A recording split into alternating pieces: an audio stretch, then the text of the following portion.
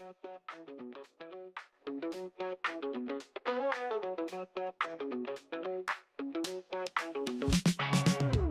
to the spot.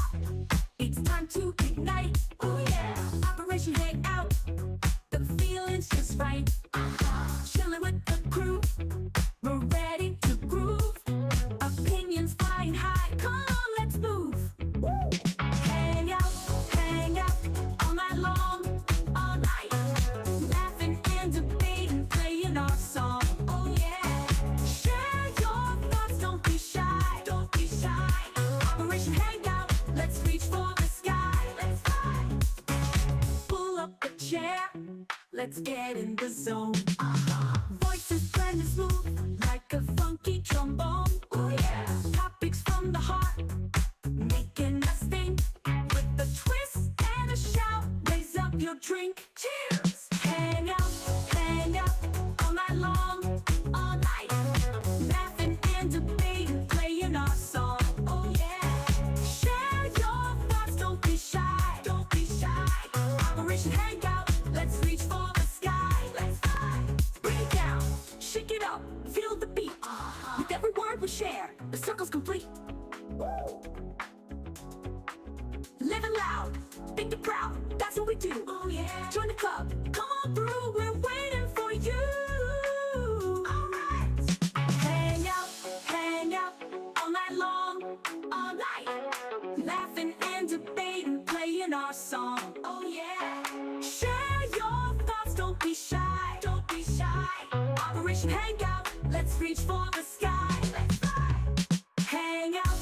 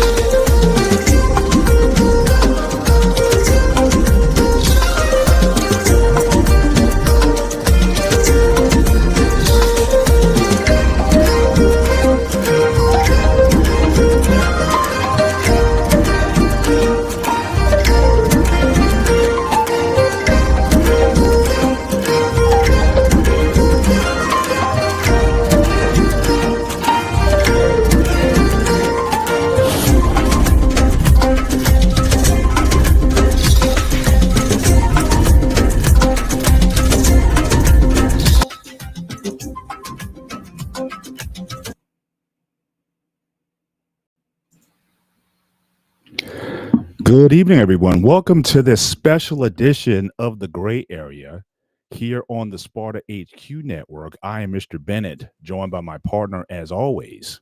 This is Sparta! Sparta, a.k.a. Peter, a.k.a. Panayotis, coming to you on a special show. This is special on Monday nights. Typically, Gray Area comes on Sunday. And obviously, you can check out the edition of The Gray Area. We had a great show last week talking about, just war theory and pacifism.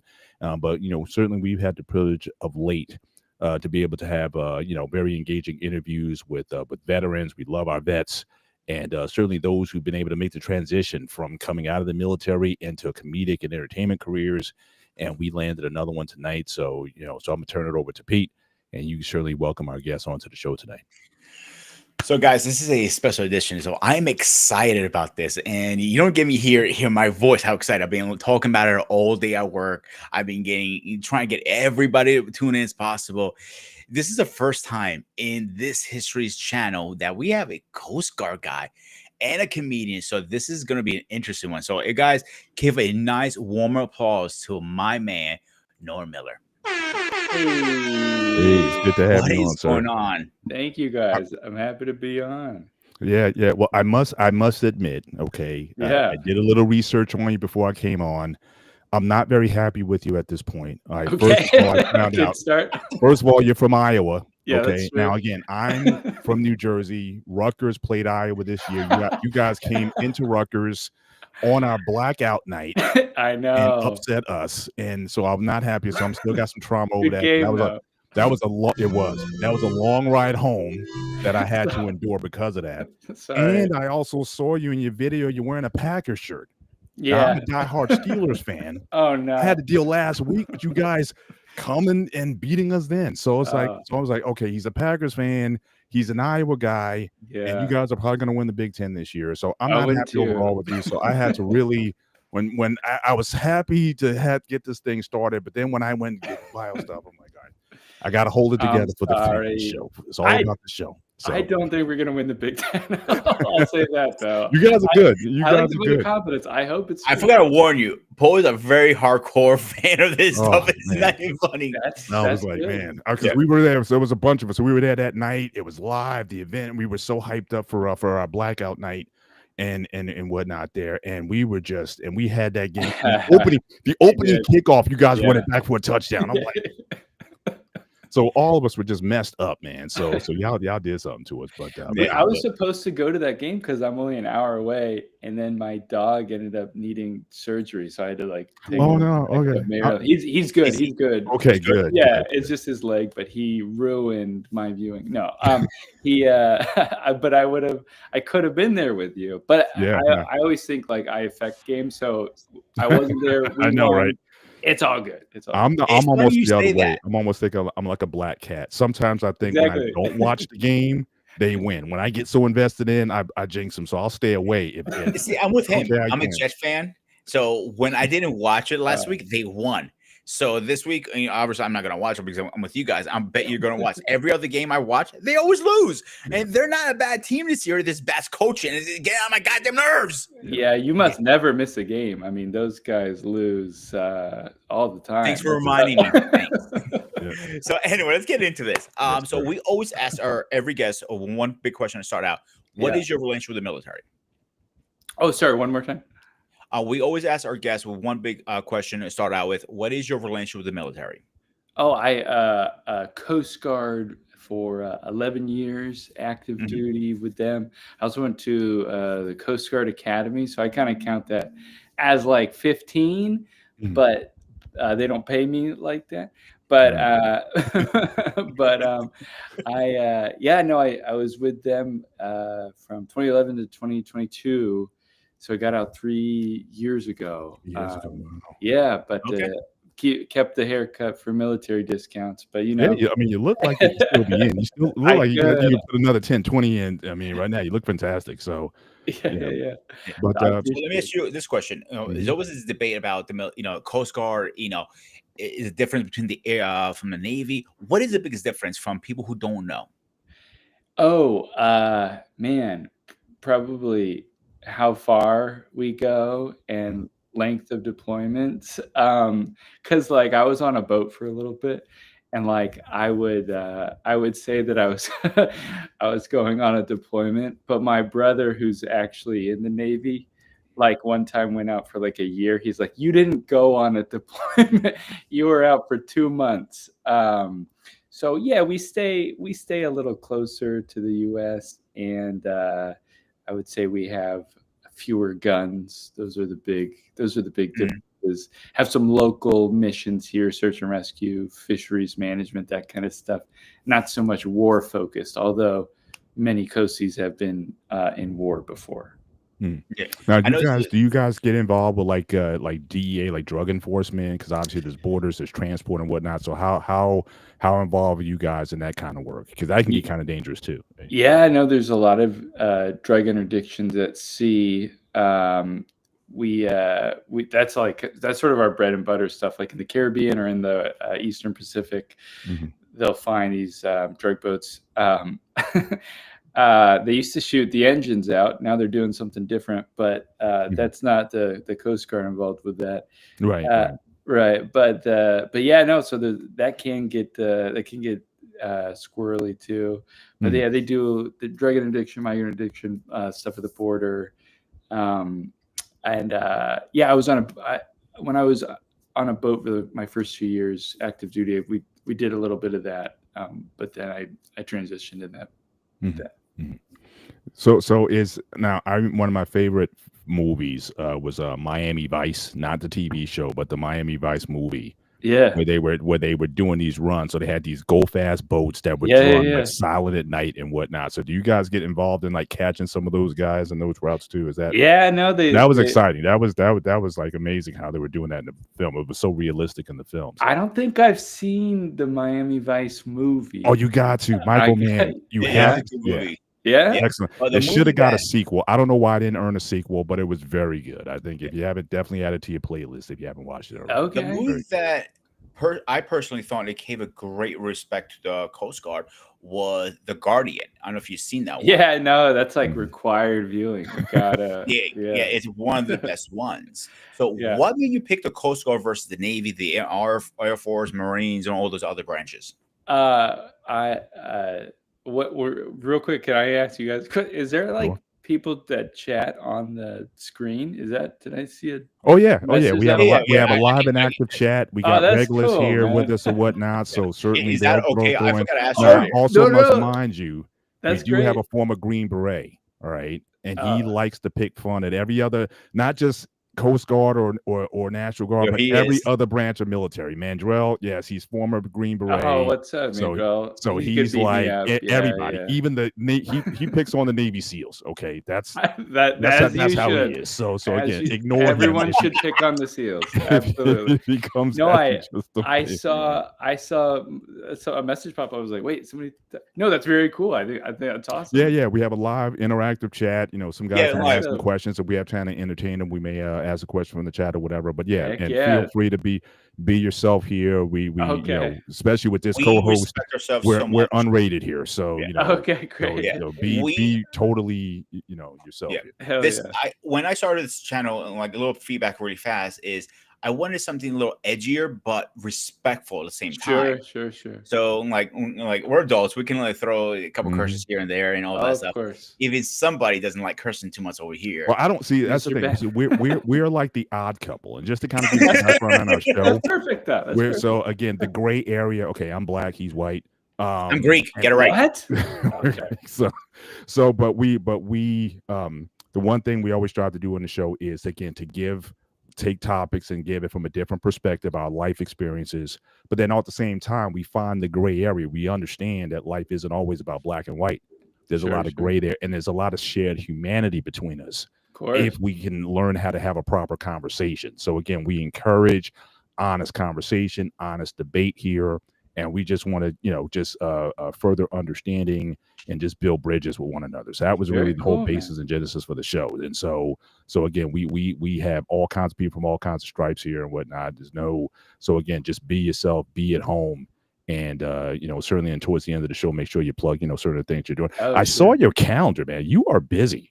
I mean, I'm I looked trying. at your site. I looked at your bookings. I mean, it's almost like you're working every night over at Gotham. I'm It's like- trying, man. I'm so trying, yeah. again, to his point, finish your question about what made you decide, because I was going to ask that as well. What makes a person decide to join a particular branch? Was it a recruiter? Was it something? So talk about that, and I want to get into your background a little bit more. Yeah. So Hurricane Katrina, that was a big one for me. I was in high school when that was happening.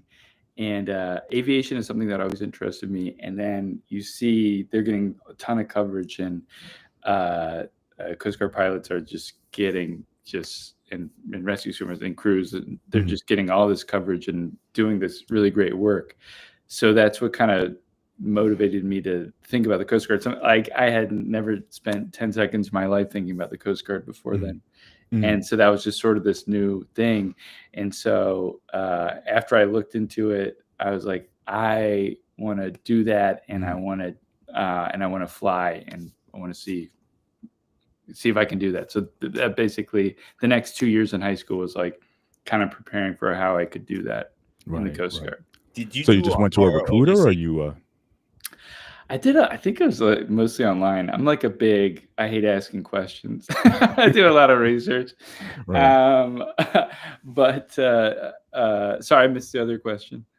My question was, did you do a ROTC when you were in high school? I didn't. I don't know. No, I guess my high school did have it. I didn't do it. But no, I started looking into that. I saw they had OCS, but I also saw they had the Coast Guard Academy, and I didn't really know where I wanted to go or what I wanted to do outside of that. So I was like, yeah, I'll just go to the college one, and they give you a degree afterwards. And then you get there and you realize it's no fun for 4 years, but hey, you know what? It was it was all right. It got the job done. So. Gotcha. So talk about life in Iowa, because that's a big jump. I mean, come from Iowa, you live pretty much in Manhattan.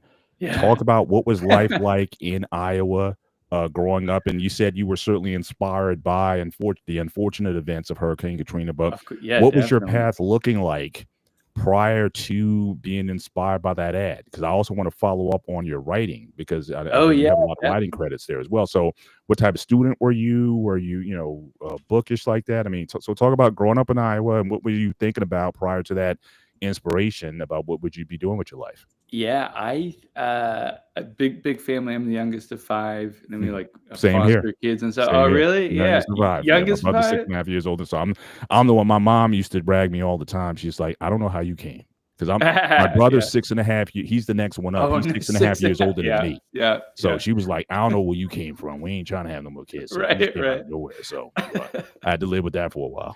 Sure. So big family. Iowa City's not like people think. Iowa's just cornfields, and that is true to an extent. But Iowa City is like a college town, so there's like a few more people there. And I don't know, man. Yeah, I was like okay in school. I didn't apply myself super hard, but like I did all right. All right. But the thing, I got back around to eventually, the thing I really thought about a lot growing up was like comedy. I love stand-up comedy. I love any like comedic entertainment, but like I didn't really see that as a viable path. So I never told anyone that. I never talked about it with people. And so for me, in the back of my head, it's like, oh, I'll try that one day. I'll try that one day. Like even as like a 10-year-old, I was saying that. So in school, were you like the class clown? Oh, not at all. Super quiet. Wow. Yeah, super quiet. You were the shy one. I was shy. I had to know you very well to like open up. Yeah. But people I'm close with, I am like relentlessly jokey or whatever. Probably annoyingly so. Yeah, of course. But like, but no, I wasn't like super outspoken or like always doing zingers or anything like that in class. Right. So that's always like a fun contradiction. And I think you get both of that in comedy. There's like the people that you always knew were going to get into it, but then there's the people that are like this is a regular comment I'll get. They'd be like, you do stand up, you're never funny. I'm like, oh, thanks. But like that's just I mean, I think you get so many people that get into it because they like it. So that I was just one of those ones that I always appreciated it. Never really talked about it though. No, I gotta ask you. All right, your Mount Rushmore. Oh gosh, of comedians. Now I'm kind of funny when it comes to comedians. Like my favorite comedians aren't the ones that necessarily made me laugh. Okay, like some like George Carlin. I never laughed at George Carlin. Interesting. But he's got me like, that makes sense. I mean, it's like he's doing brain surgery on you. You're entertained, but you're not like just falling over laughing because the guy is so funny. So some of these guys, it's not just like who's the funniest per se. Yeah. But who are the guys that make you think? Who are the guys who change your perspective? Who are the guys you just enjoy listening to? And so a guy like Carlin or I forget, I'm having a brain freeze right now, but he had this one guy, he had a very deadpan, he had this big curly hair, he had this really deadpan. He always talked like this, like all the time, like Oh, never. Stephen Wright, maybe. There you go. There you Yeah. go. Like guys like that would just always, I Hell would watch yeah, I like everything that they did because they just talked about, I guess, the irony of life. Yeah. And you would just engage. So it's not they don't have to be the funniest guys, but again, you're Mount Rushmore Yeah. of comedians. Who would they be right as it stands right now? So I'm probably not a great student of the form because like people like, you know, everyone always mentions Carlin, everyone always mentions Pryor, and I've seen some of their stuff, but like not enough to be like, I got you. but I'm a huge Mulaney fan. Oh, Every album he's done, I've been. There's a couple comedians like if they put out a special, I will watch that. He is one of those guys. Bill Burr. Bill Burr's discovering him was like in my 20s, and that's what got me back into stand up when I did. Yeah, he's great. Yeah. He's so good. And then Dave Chappelle, I think, is one of the most engaging performers I've ever seen in my life. And also, Chappelle Show came out in 2003. Like I was in high school, very formative years. Yeah. It is like truly the most viral comedian, viral anything show that I can ever remember. At least the first one in my life, where it's just like I watched this thing one night. I was like, oh my God, I can't believe I saw that. Like, this is life-changing. And then you go to school the next day and literally every single person is doing Charlie Murphy or is doing whatever. Like, so him. And then, I don't know. I like Birbiglia a lot. I get comps to Birbiglia all the time, like the way I talk, especially. Right. But yeah, we'll go with those four. We'll go with okay. Those four. All right. Now, what was the first show that you ever went to, like live comedy show or whatever? Is that Dang, that's a great question. I think I probably went to one like sort of showcase style show in New York. I remember seeing Daniel Tosh pretty early on. Okay. And then I saw I've probably seen Bill Burr like 2 or 3 times. Yeah. I haven't been yet, but like I was saying before the show started, I need to get there. He's expensive now. I like seeing guys want to come up. I'm like nosebleed seats are like $300 for Bill Burr. I'm like, I'm in not my running case, so. you know, like this is like a statement and a question put together. I suffer some trauma, so I don't laugh very easily. It takes a lot for me to laugh. And usually, ex-military into comedians, those are guys who make me laugh because I have a lot of friends in the military. Sure. So that's right. Like when you hear that, like you're the one, you know, say you as a comedian makes a guy who has trauma like myself laugh. How does that make you feel? Oh, that's that's the best.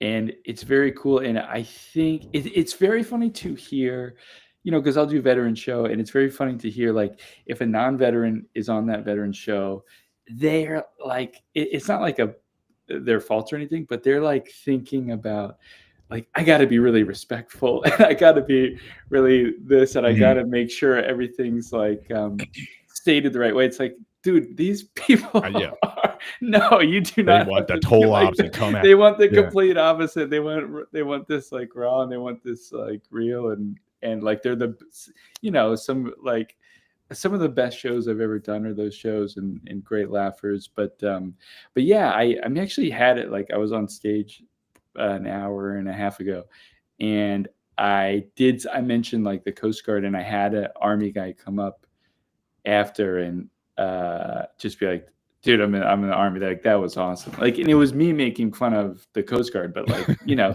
once you're I feel like once you're in that community, like it's the jokes just hit that much harder, and that's it's very cool to be a part of.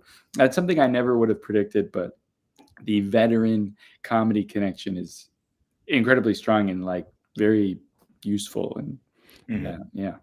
So my follow-up question is, I know, like we had, like we mentioned earlier, we had like Dwayne Wayne and some other guys up here, and they went through this military boot camp. Did you go through the same training? No, so I had started like before that, but I worked with that organization, the Armed Services Arts Partnership, and I taught some of those classes and stuff like that. But like the issue is there are so many people that want to do those, and I had already been doing stand-up for a little bit, so they were really trying to open up to people who are like brand new or whatever. But like it's good for anyone, even if you have some experience in it. But I ended up doing a few shows with them, and then I ended up teaching some of those classes. And yeah, I remembered Dwayne going through and then like just skyrocketing after that. Dwayne's like, he's a exemplary of like, this is how you get into stand-up. Like he literally does every step. It's been very cool to watch him do his thing. Now, have you also done some work with I know the USO is also big as far as, having guys come out and entertain and whatnot. Have you done anything, noteworthy gigs with the USO? No, but tell them to give me. Okay, will do. You know what? I got you. I'll call my people to call their people, and then call my people to call your people. Thank you. Call my people. My people is just me and my wife. So, one of us two. And, but no, I mean, those shows, I mean, that would be a dream. That would be very cool to do. I would very much like to do the USO at one point. Now, on your you probably remember your first performance you're setting up. How did it go? How nervous were you? And what was the outcome? The first show I ever did was the first time I ever tried stand-up was actually like a couple years before I really got into it. But like I dipped my toe. Right. I was in St. Petersburg, Florida. I started looking into shows in the scene, and then I ended up doing a show at this like abandoned warehouse that people were living in the back. Oh, wow. And these guys just decided to run an open mic out of. And I went one week to scope it out, and it looked like legit and like a vibrant show. And then the week that I went to perform, there's nobody there. There was like five people there. Right. And I didn't know this was a red flag at the time, but they're like, oh yeah, you can do 10 minutes. And it's like, you start your first set ever, you're like, you have 0 minutes of material. Yeah, so to do more than 5 is insane. Yeah. And yeah, they were, like I said, it was just like this weird warehouse. There's no air conditioning, and it was in St. Pete in the summertime. So it was just like hot and gross and everything. But I prepared a lot, and I got through the whole set. And I don't remember, like, I always equate it to like your kind of your field of vision just gets a little bigger and bigger and bigger the more you do comedy. Yeah. Like when that first set you're doing comedy, like you really can't see past the microphone. Like there's just too much crazy shit going on in your head to even notice anything else in the room. That's right. But I got through everything, and I think I heard a laugh or two. So I was like, that was great. that was it. But I really didn't have the chance to pursue it after that. For like until I moved up to DC, basically. Gotcha.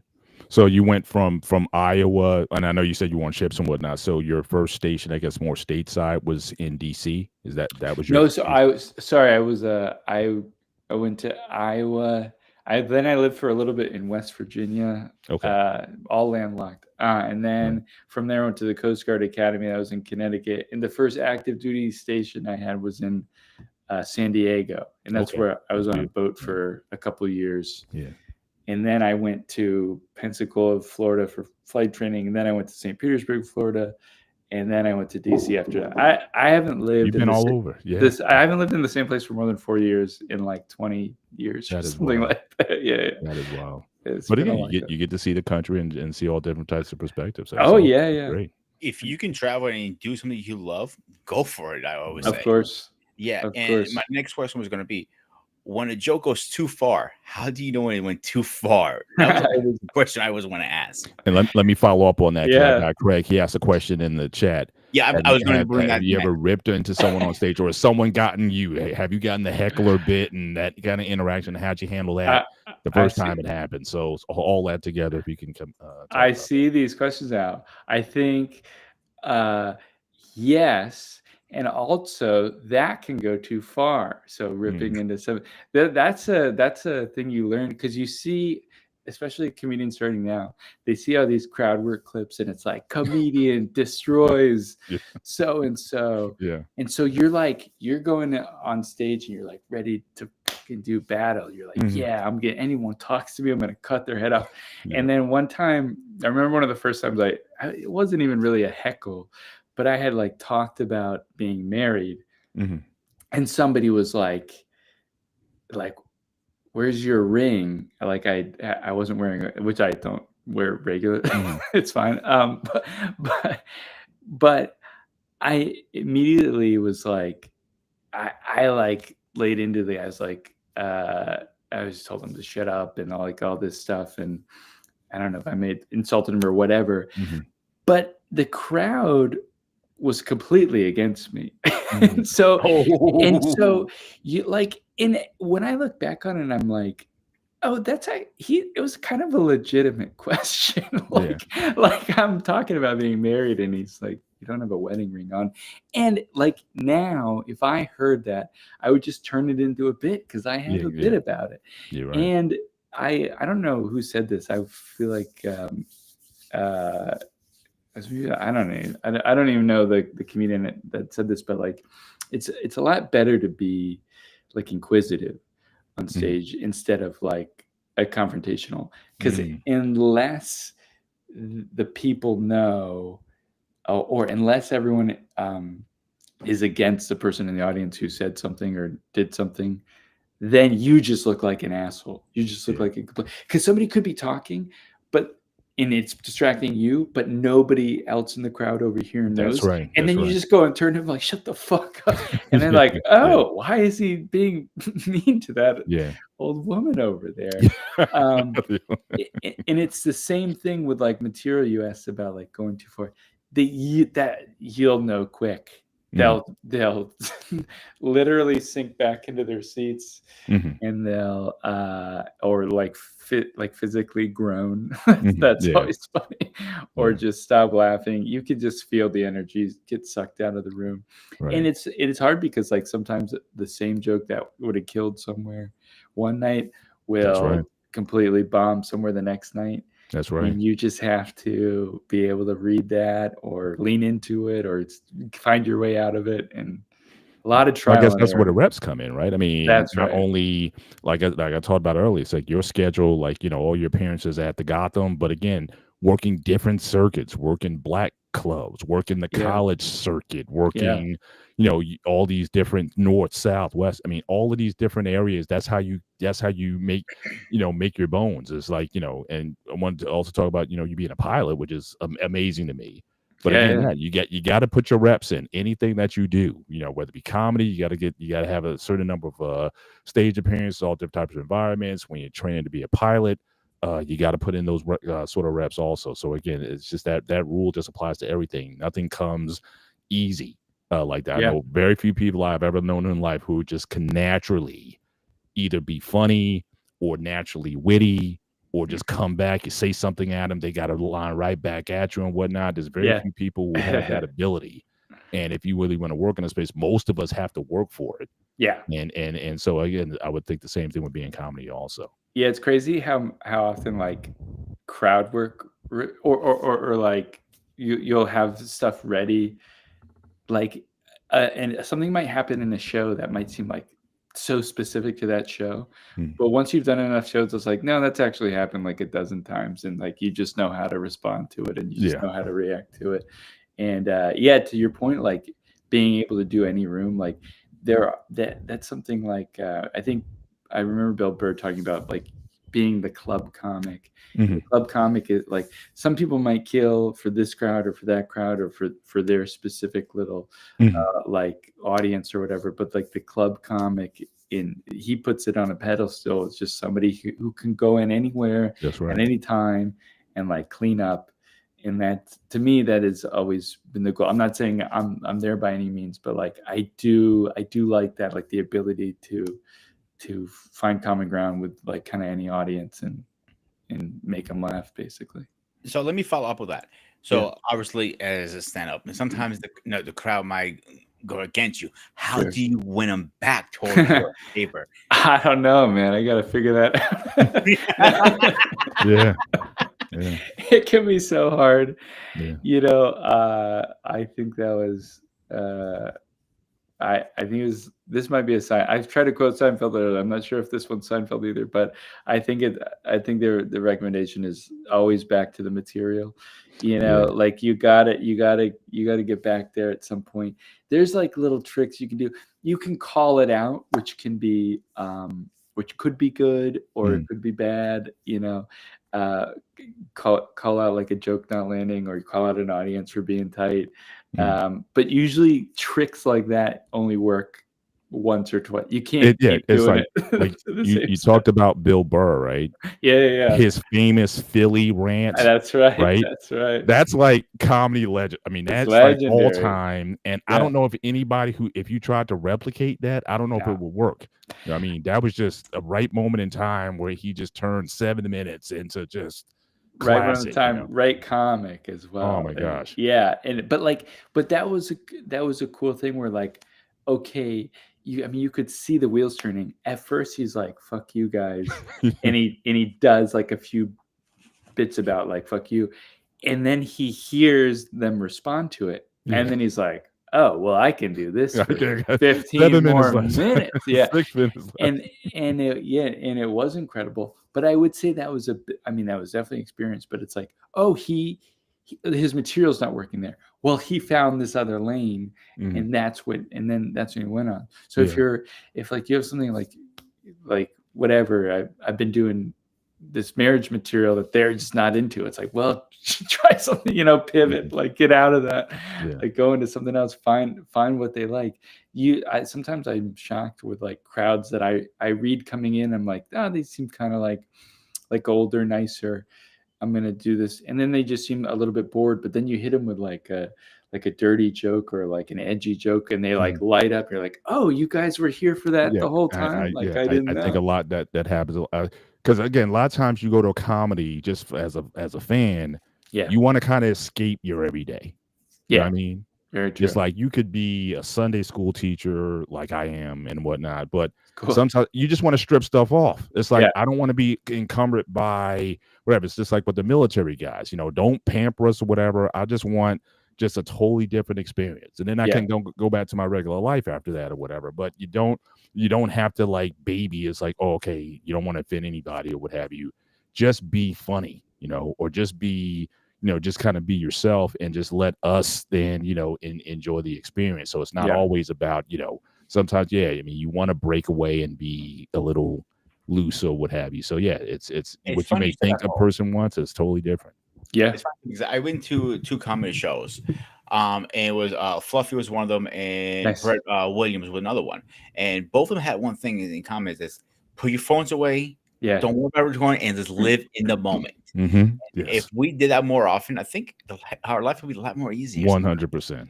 Agreed. I'm the oldest guy here, and I can tell you, living in the moment is living in the moment is the best. But when you can get there, forget about the past and don't be so, you got to think about tomorrow, but don't get so far down. Oh, what's going to happen 5 years from now? I mean, you're not going to really matter at that point. So you got to enjoy the present time where you have it. I think that's becoming more common too. The phones and pouches. The Comedy Cellar in New York does it for every single show.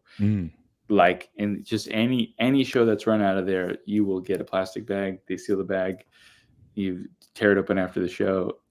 And it definitely, it definitely helps. It definitely helps. And it's not even like, some people, it's like they don't want to make sure nobody's recording. Right.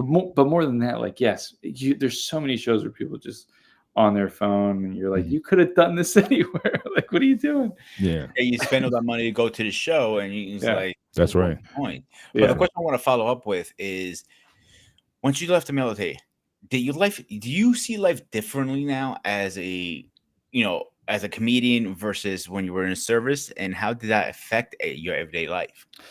Yeah, I definitely, it's really tricky because it's one of those things where it's like, I think I was different at 20 than I was at 10. I'm different at 30 than I was at 20.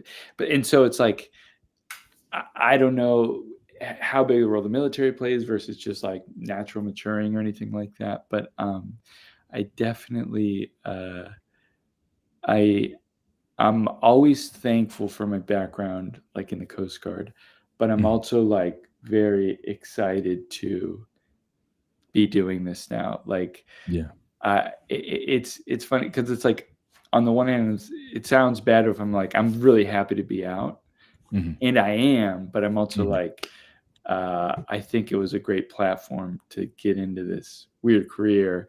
Yeah. Sometimes I'm jealous of like you see kids like 18 years old and they're like, I want to do stand up, and they're getting into stand up, and like they could be at the same, I'm 36, we could be at the same places or whatever. And I'm jealous. I'm like, man, they have 18 more years than me. But like, I'm also just like, I don't know. I don't have any like regrets about I don't know, any experiences that I'd like to trade in instead. You know what I mean?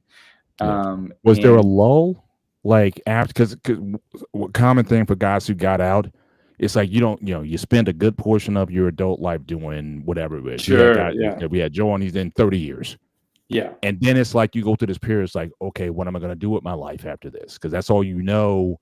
And even though you might be getting out like a year or two ahead of time. Yeah. A lot of times people don't put that thought into, okay, what my post-military career is. Yeah. And then there's this little area here. It could be 6 months. It could be a year where you're kind of like rudderless in terms of like, oh my gosh, what am I going to do? So did you go through that at some point? I didn't, but it was, again, it was a lot of planning. And then the big thing that made sure that didn't happen. And this is, by the way, this isn't even like a good plan necessarily. It's just what me and my wife did. It's like, I'm going to get out and we're going to go to New York.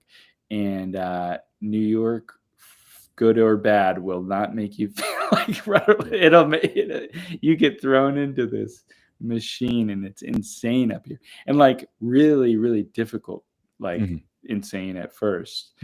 It, like really hard to feel comfortable in this city.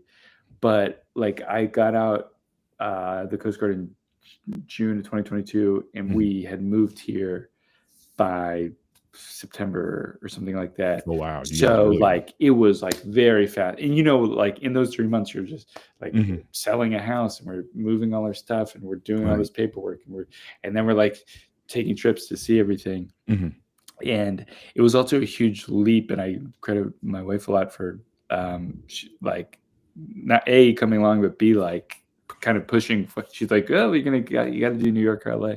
Oh, you just created another segue. We're going to get into that in a bit. But like, finish. But it was like very crazy in terms of that. So on the one hand, I maybe avoided that lull, but on the other, it's like New York's a tough place to get used to. Yeah, for sure. So yeah.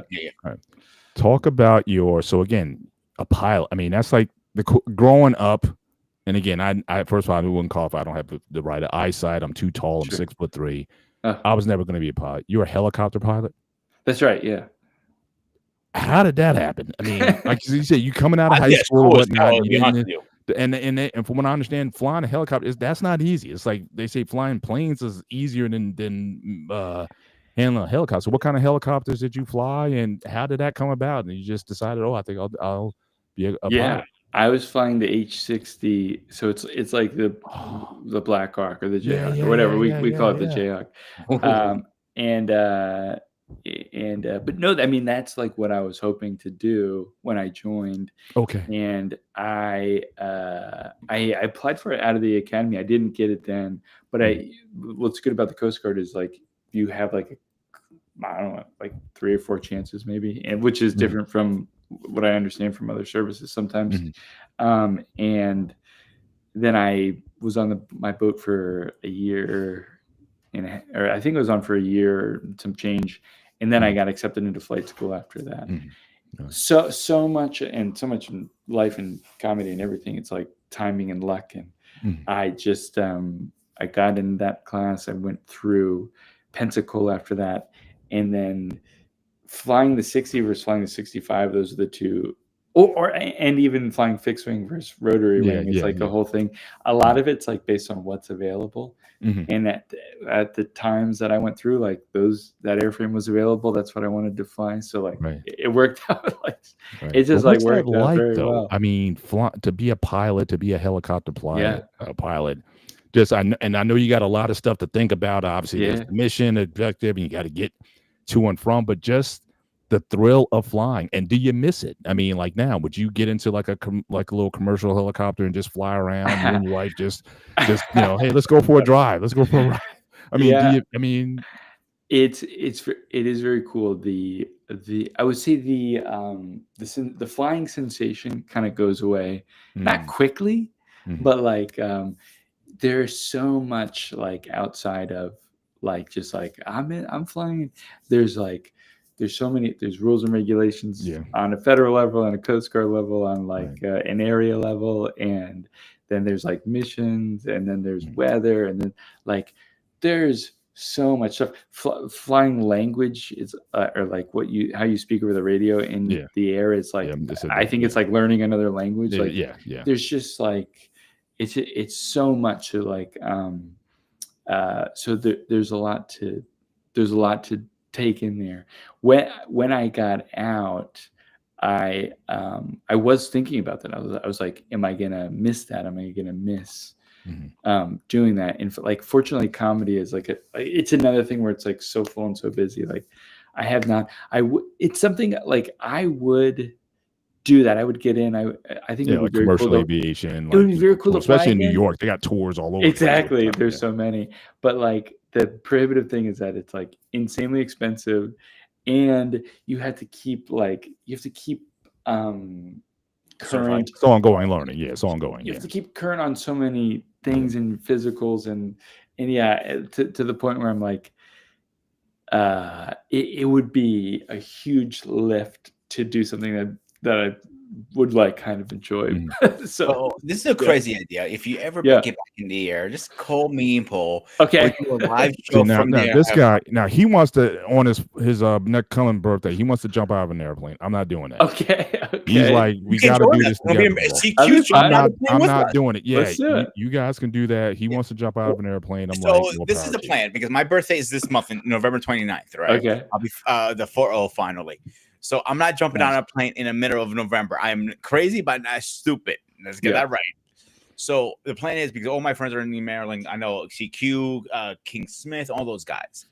So you can join us. You can be part of the crew jumping out. I have done skydiving one time, and See? it's very cool. It's very cool. Wouldn't be November 29, you said? Yeah. Is it like Thanksgiving time? It's literally the day after. I'm not jumping anytime soon that time. I'm gonna be in this summer. I'm doing it, but my birthday yes. is actually Got it. Okay. the day after Black Friday. Pretty much the best way I can remember it. Very Yeah. cool. Yeah. Yeah. It helps. So with me personally, I think that's very fascinating about the planes. You know, I watched Top Gun growing up. Like I want to be Sure. that. So did Very the cool, dude. movie have anything to do with it? Like I want to be a pilot because of Top Gun, or was it something else that inspired you to be that? I don't know. My brother was really interested in it. Top Gun, yeah. I mean, who doesn't love Mhm. Top Gun? Who's not into that? Right. But my brother flies helicopters for the Navy, Mm. and so he was very much Influential. there for sure. Right. For sure, he's espousing the benefits of a helicopter. That's like a proud community when you start to Oh yeah. tease out between the two. Like, Yeah. if you can stand on it, we can land on it. Like more Right. practical, more like the benefits of it. Yeah. Yeah, no, he definitely played a role there. And then yeah, media had to, even though like I don't remember when The Guardian came out, but I think it was before I went. It must have. I must have liked it. I don't know. I can look it up really fast. Yeah. Yeah. Now you talked about, again, there's so many things you have to consider being a pilot. You talk about the weather. Yeah. So again, can you recall a rough weather moment or a copter maybe stalling at some point or something where you're kind of dead in it? Have you had any of those kind of experiences that you were like, had to overcome in a particular situation? Nothing like no crazy mechanical issues, but the most frightened I ever was while flying was because of weather, and like the Coast Guard operates out of the Caribbean, and we have a couple like when I call them bases, I get shit from my brother for it. So I don't even like to call them bases, but we have a couple like, let's say, forward deployed goes like helicopters like in places in the Bahamas. And one night we kind of got sent off in this search and rescue case that turned out to not be a search and rescue case, and we ended up waiting all day in Kingston, Jamaica, and then if it's finally almost nightfall, we end up flying back to where we were stationed in the Caribbean, and it's just like there's no radar coverage out there. Like most planes or flying at any time, they're going to be up with air traffic control. They're going to have somebody covering them, basically. This, you're just flying complete blackness over ocean. It's very disorienting. It's very it's kind of frightening. Oh, I mean, my wife and I, we were on a cruise over summer, and last winter actually, and it's like at nighttime. Yeah, it's like when you're in the middle of the ocean. There's nothing. There's no. I mean, it's kind of scary. I mean, to be out, because we want to kind of hang out on the deck and just. But there was something very eerie about just being in the middle of nowhere and nobody would know. Super eerie. And then this night in particular, like just storms started popping up. And like we have to get to this one spot, but like I just remember like because we have a radar in the aircraft. And it just like we'd go one place and then the storm would pop up between us and the island, and then something else would pop up, and then something else would pop up. And then lightning is the real killer. Like it's not exactly known what happens like in any given lightning strike, but it's something severe enough that it could take you down out of the air. And I just remember at one point a lightning strike happening would seem like just, I don't know, like less than a mile in front of us. And at that point, like we're diverting. Like we gotta get the hell out of here. Like, oh man, like it was very squirrely. That was the only time I remember, like when we landed, I was like thankful. Like very few times did that feeling ever come across. But when he landed that night, I was like, thank God. So your question about the Guardian came out in 2006. 2006, that would have been before I went. I know one movie, again, another, it's not on your watch, here's another movie on your watch, the Perfect Storm. I think it had George Clooney. Oh, dude, Perfect Storm. That's a good movie. Yeah, so that was one, right, because the nor'easter came, and you had these, obviously the boats were flipping over, but then you had the helicopter guys, and they were trying to do rescue and whatnot, but the storms were so big, and I don't know, I think one of the copters actually went because of and then they had to like save those so it's guys. Like, I couldn't imagine having to deal with that when you're in the middle of a hurricane. Unfortunately, you got, Jamaica just got hit recently and whatnot, a lot of damage there. But I can't imagine just trying to operate in those conditions, search and rescue, when you have these. I'll give you one better, Paul. A good Coast Guard movie, and you probably know about this. Is The Final Hour. It came out in 2016. Ooh, I didn't see it. I'm a bad. It actually tells you the beginning when the Coast Guard became the Coast Guard. The first men, they only had a little boat, literally a little, I call it a crutch rocket. It wasn't even a boat. It was like half of them are hanging from the side to go trying to get rescue these guys. And like, it was a great movie. You definitely have to check it out when you get a free moment. If you ever get a free moment, it's like older. It's like the rescue was like older. Yeah. Right? It was like, I would say it was based on the 70s, I want to say. Okay.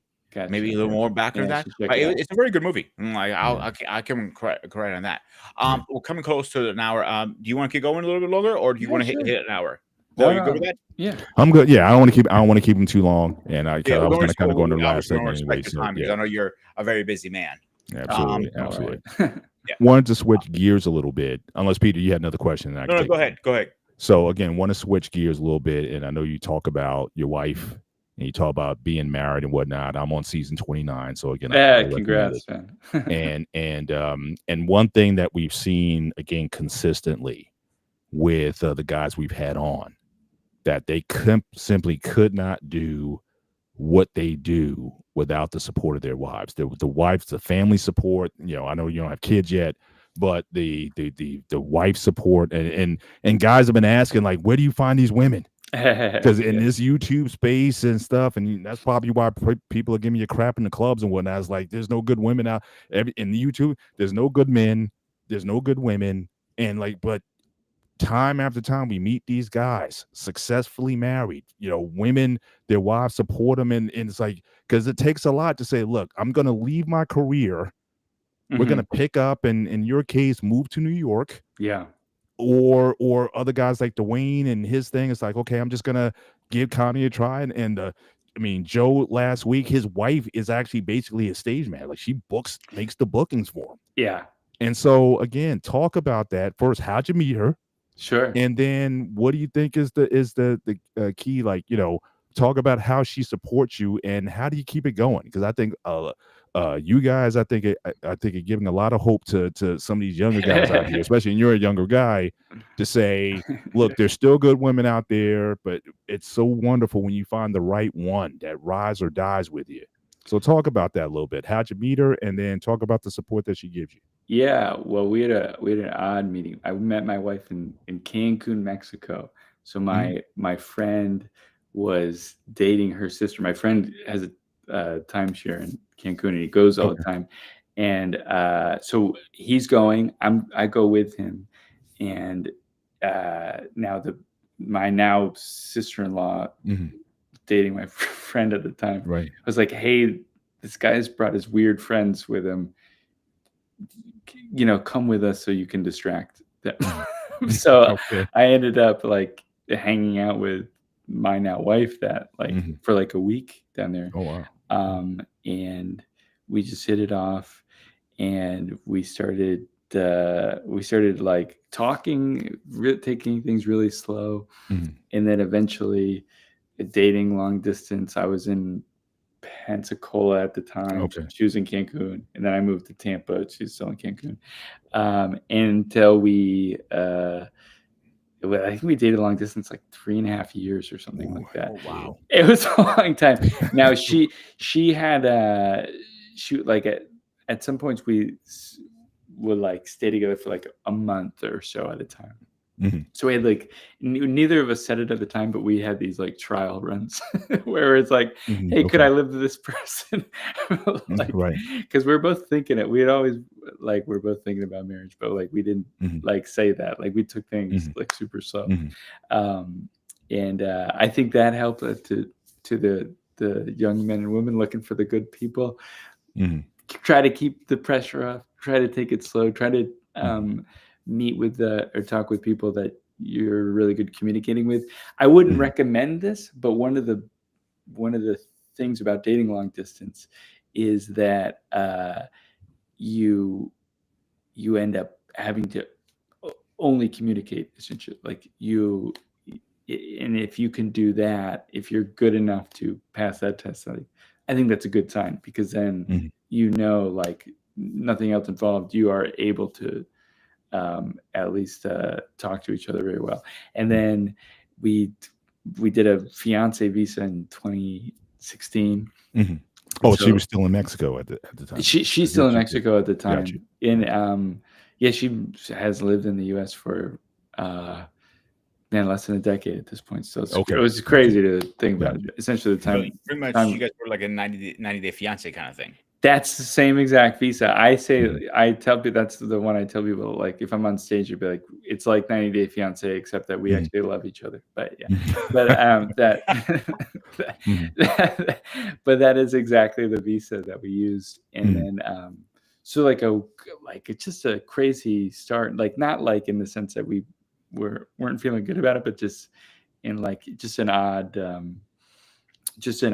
a different way to do it. And I don't know, that I'm thinking about this now, like maybe also the reason why we try all these kind of crazy things, because like just moved to New York after, it's like, you know what, this is how we started, let's keep it going. But yeah, to the support point, it's like, it's so true. And like I don't know, you hear that in like an Oscar speech and you're like, yeah, whatever. But like then you live and you're like, oh yeah. And it's not even like, it's not just like, hey, good job. It's like, oh no, like she built my website. She Mhm. does Mhm. she Yeah. does social media for me. Yeah. Like you're Yeah. talking about Joe Buccino, like she's Mhm. doing more like stuff for my bookings and stuff like that. Mhm. Like you would call this like not just like supportive, it's like, oh, manager. Yeah. You know what I mean? Like, Partner. I mean, yeah, I mean, you guys are. it's like like getting to a professional level Mhm. of support. Like Yeah. it's yeah, I couldn't do it without her for sure. Mhm. And just to an annoying point, like every single joke I write, whether it's about her or not, it's like I'm gonna tell her first because I just want to see. Yeah. She's the first testing ground, and the same for like screenwriting. Like she's the first person to read a script. Mhm. I do have genuine support, and it is dope. Thank you, Mhm. thank you. Shout out to King Smith in the Yeah, that's building King tonight. Smith. Hell Yeah. yeah, man. Yeah, And you Craig know that, Lucas. of course. Craig's been acting too. Yeah. Appreciate you, Craig. Mhm. But yeah, no, it's I feel very lucky because I also see that not happen for people, and that's Mhm. tough. Yeah. So Yeah. I don't know the advice for finding that person other than to say you got to be cool too. and keep your eyes open, because when I went to Cancun in 2013, I Mhm. was not expecting to find my wife, but that Right. is exactly what Well, I happened. think my main angle coming is being married for over time. How long you been married now? How many years? So 9 years in 2 weeks. So my thing is more so because people meet married. That's not the issue. Sure. How do you keep it going? Sure. Especially now, because again, she's kind of involved in the business. So sometimes you have to be able to separate, okay, this is business and this is husband and wife, so not let those things kind of get in the way of things. So when you're arguing over something, hey, we're talking about the comedy side and what we're going to be doing versus husband and wife stuff. And, so how do you keep a relationship going and how do you keep it healthy, with all the things that are going on? I think she's so much better at that because, like, from like a performer standpoint, or like if you're on social media and you're constantly making jokes, you're constantly putting stuff out. Like the Mhm. vulnerability is such that you really you end up putting a lot on your partner, and Mhm. like how about this? What about this? What do you think about this? Mhm. And so she's very good at using like almost kid gloves around me. And it's not even patronizing. Like I can like think about it objectively right now, but like when I'm like putting myself out there, not just for her, but like to the world essentially in terms of jokes and stuff, Yeah. like it's like a very vulnerable position. So like she's just very sympathetic to that, and she's seen Yeah. me go through that enough to know that how to handle that. And like as far as like the business first, like I think we're kind of figuring that out, but like Mhm. we've always, like I said, I'll defer to you on marriage, but like I think communication's always been like Yeah. if I would say if there's like a strength, like it's Yeah. that Well, I've and always rolling with the felt because punches. a lot of times I'm asked the question, and like I said, I think what I'm seeing in you guys, I don't think it's said enough. Communication is important, Yeah, but only if you're willing to do the actions based on the communication. true. It's 50% communication and then 50% cooperation. Once I we like come to that. terms, okay, we're going to execute this plan. Yeah, Because people, you can talk and talk and talk and nothing gets done because you're not willing to move. So you gotta. So what I'm seeing just from how you describing your wife, again, she goes with you. It's like, look, yeah, we gonna do this together. We got to work out the logistics and everything, but we're together. yeah, And that I think is, if more couples had that, you can figure out the how later. You know what I yeah, mean? But the yeah. why and what's really important. As long as you have that, it's just logistics. Yeah. And Yeah. and whatnot. But so many people, you get so caught up in the logistics first, and then you can't get on the same page. So Yeah. that's always been what I've I recommended. like that. The why. Yeah, And taking so- action too. Yeah. Mhm. Sorry. My two questions for you now, when it comes to you and your wife. Does your wife come with you to your shows, and B, when you guys are arguing, is it normal nature for you to start cracking jokes like whatever? The cracking jokes part, that's another read the room situation. And I've definitely misread that room before. Mhm. However, some of the funniest things I ever said were when my wife was really mad at me. So I don't know. Sometimes I stand by those jokes. Yeah. But wait, I forgot the first part of the question. I'm so sorry. No, it's fine. Does she come to all your Oh shows? yeah. Not all of them. And that'd be like, and she's like, she's doing a 9 to 5, like her hours right now. Mhm. So like that'd be crazy to, because she would essentially Yeah, never sleep. God, like I'm out till like 2 a.m. sometimes. Yeah. But You sleep now. This is come on. It's already. that's true. That's true. But yeah, she loves to come to shows. Or like, this is what I really hate this, but like I get tapes and stuff, and she always wants to watch those too. And I can't, like, I hate being in the room like while there's a tape of me playing. Yeah, or you don't whatever. like your voice. But yeah, you hate your voice. it's not even that. I'm just like, I hear every single screw up and like the delivery. I'm like, oh, why did I say there? Why did I say that instead of this? That should be tighter. They didn't laugh there. Oh, this is one when you're listening back to a video, you're like, I remember them laughing a lot more. They were definitely laughing a lot more. I think the audio is bad.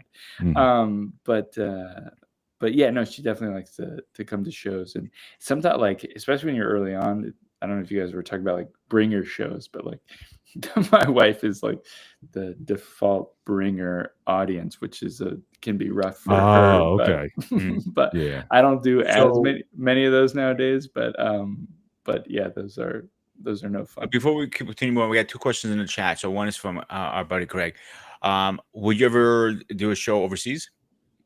Oh yeah, dude. I think overseas stuff.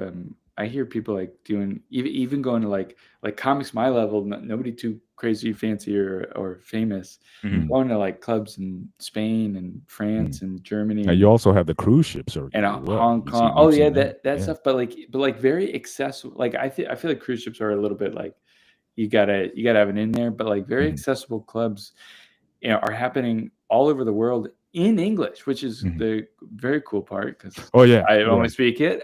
Yeah. But like very good scene Mexico too. Like there's very good scenes in English, places all over the world where they're like, comedy in America is a great export. Yeah, they eat it up. They And definitely eat it up. and they're getting more and more opportunities out there. So that's one. We talked about what's it called? The USO, or like there's another Mhm. group that does it. All those things I would like to. Yeah, I like to perform wherever. Sign me up. I'm on board to do wherever. So the next question in the chat is from our actual King Smith. What inspired you? My mouse got in the way. What is inspire you is when What's you interesting when you study study comedy, you see a lot of comedy. humor include tragedy. So I mean, yeah. So I guess that would be the part 2. Is like, are you to a point now where you can even take not so pleasant moments and turn that into humor? I know certain guys can do that. I know that's kind of hard because you don't want to, like you said, misread the room or sometimes talk too quickly about an event or whatever. But things sometimes happen in real time, and you just kind of run with it. So how are you able to, or if you've tried to take more serious subjects and make them make them funny? Definitely. Now, I typically, though, I really let the joke lead the way. Like if I have something, if I have a bit that I think is really good, or if I have an angle on something, that's what I'm most excited about doing. For me, it's like less about like, I need to get this off my chest. I really like to be silly, and and by the way, silly can like include tragic Sure. stuff, but like I really like to be silly. I really like to be fun, and but like it's whatever I end up having the angle on. It's whatever I feel like I have the best writing towards, and that can be both sad things, that can be silly things, that can be. I have an unusual amount of jokes about signs I see. And I'm just like, this stuff can come from anywhere. And yeah, it's the gold is like just finding that angle, whatever it happens to be in. Gotcha. In tragedies, that can be a gold mine for sure. Absolutely. Here's the question I want to ask you. And I always ask this most comedians. When you sit down to write new material, what's the process? Talk us through, like, you did a year of the same joke. It's time to write new ones. You sit down with a piece of paper in your hand and a pen. What is the process? I'm so bad at that. I don't really do sit down with pen and paper, and I should do more. I kind of they just get beamed into my head sometimes, and then or like there'll be a thing I see that I think's funny, and I don't even know why, and I instantly go. I've switched to my phone entirely because like these things happen at night, and like if I show you my phone, like this Oh is man. where I Wow. and a lot of that's garbage nonsense, not Yeah. even stuff I would It's even just do on it's just stage. scratch. Yeah. But I'm like, oh, this could be funny, Mhm. and then before the next open mic, I talk it out. Mhm. Like before I get on stage, Mhm. I talk it out, try to find something there, Mhm. and then develop it like that. But I'm very bad at like, okay, I'm gonna make a joke about flowers today, and here's my five. Like I can't really do that. I've done it like a couple times successfully, but Mhm.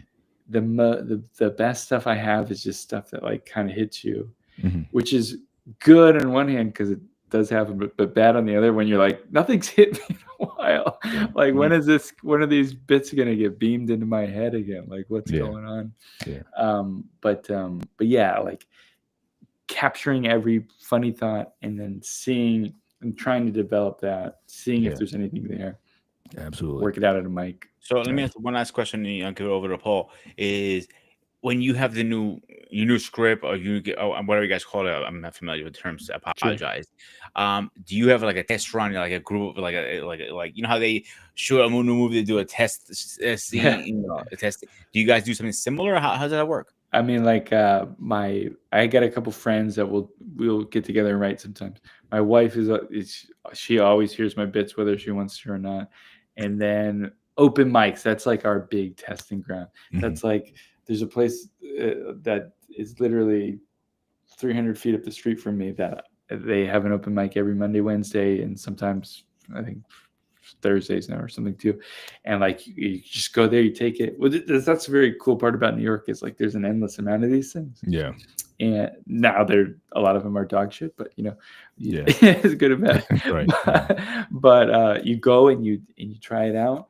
If it works enough times, you go and then you can, or you might have the chance to try it at a club. And then if it works there, then it's like, all right, you're golden. You got a There new you go. bit. So There you go. There you go. Want to talk about, and this will be my last set of questions for you. Again, just looking you up and seeing you seem to be multifaceted in that not trying. only are you doing the comedy, you've also done quite a bit of writing. You've done scripts for shows and whatnot. Talk about that love of writing and how that develop where you can turn it, because not everybody can do that. And how does writing a story compare to writing a comedy, which you just touched on? And then Yeah. secondly, I saw your Thousand Island skit, Yeah. and I'm like, and the shorts that you're making, you are very good at those. Oh, thanks, man. I appreciate And that. so I'm like, that's a whole nother area that you can get famous in and start cutting Yeah. those. So talk about that process as well. So you got the writing, you got the stand up, you got the shorts, the video shorts, and the longer videos about the you almost cried. It's like, can we get rid of the dog? We want to get rid of some of the other islands. Yeah. Can we get rid of the dog? Your wife is about to she's about to throw something at you. So, but I guess your timing when it comes to these bits and everything is very good. And I think you can certainly be successful in any of these I areas. appreciate So that. how did you get into the writing?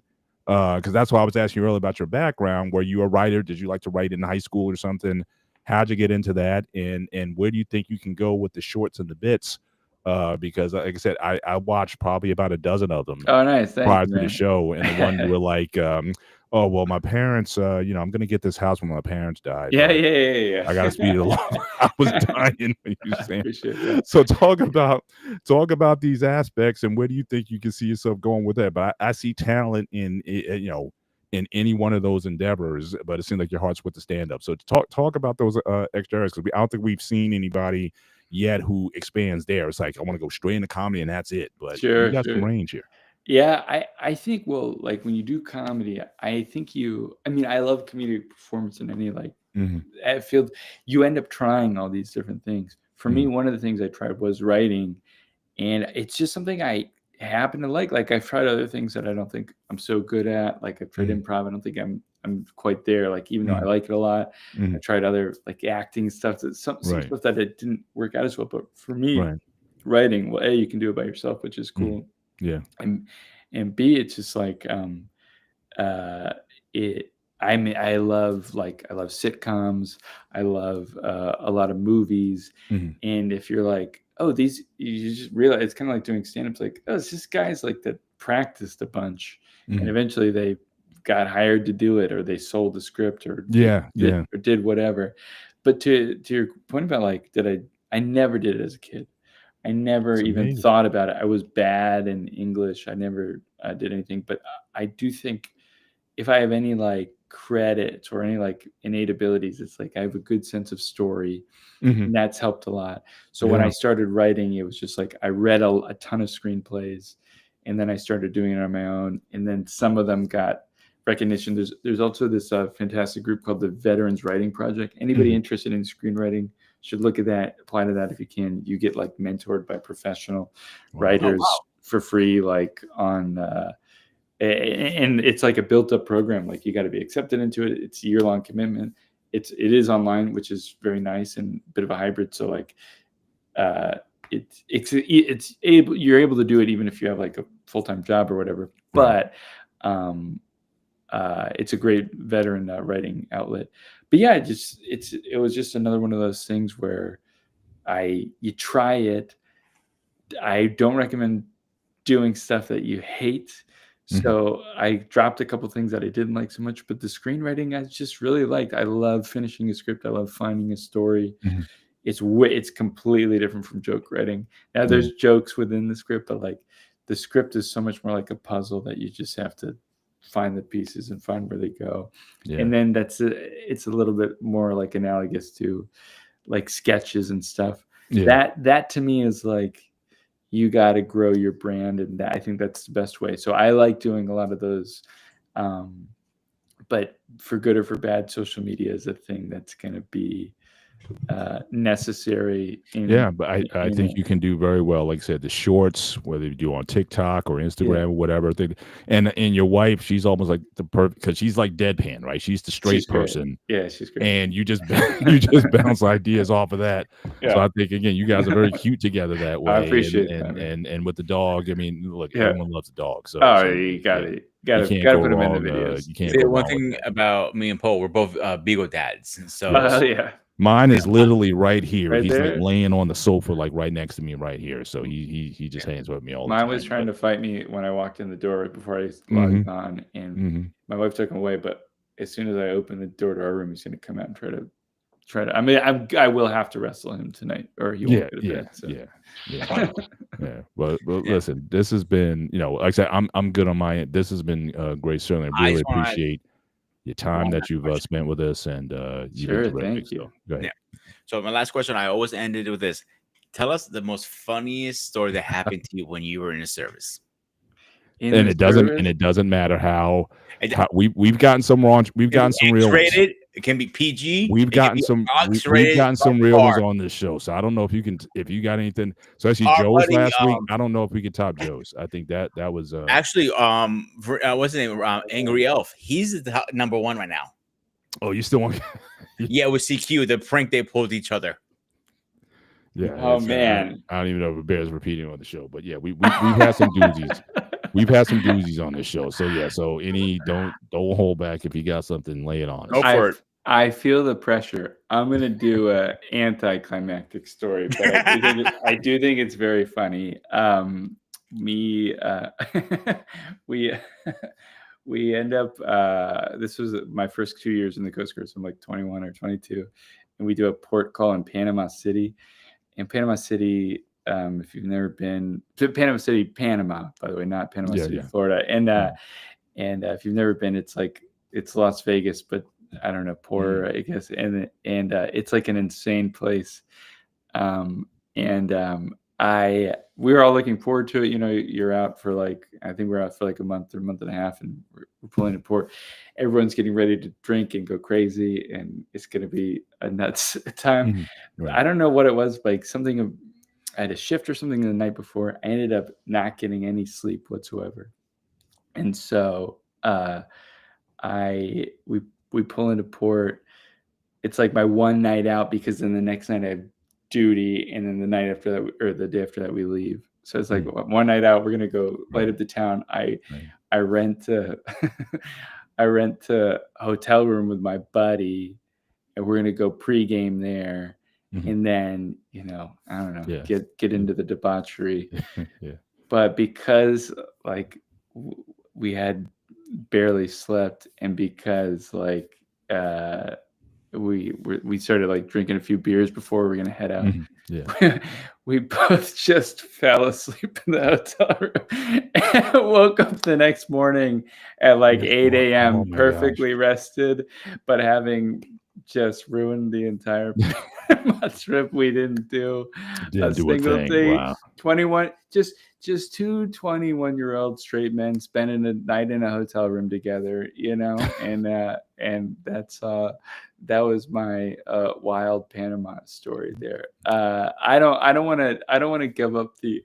There's been some crazy things that happen in port calls, but I'm gonna. I got you. Take my vow of secrecy. Or in other words, his wife is in the other room. He doesn't want to say anything and get in trouble. That's why. That is possible I don't too. even. No, I've never even partied. I don't even know what that is. Yeah, I do have one last question, because just like he has a question, I like to ask one question. This is my final. This is my final, because you know how people say finally 3 times.